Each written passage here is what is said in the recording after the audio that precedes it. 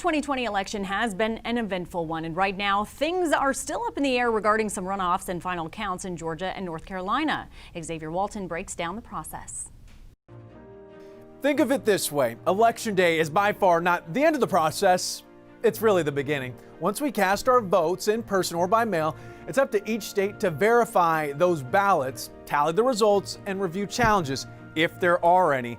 Then comes the next important part of the election, certification. The date of our national election is set by the U.S. Constitution, but it's counties that count the votes and the secretaries of state that certify or finalize those results, not the media. And the date for certification is different in each state. For example, in Arkansas, for the November 3rd election, the deadline to certify results is November 18th.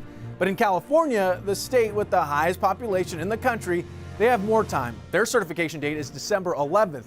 And in Georgia, a close battleground state in 2020, in the 2020 presidential election, their Secretary of State only has 17 days, so November 20th, to certify the results, and no later than 5 p.m. Essentially, national elections are really 50 state elections. Make sense?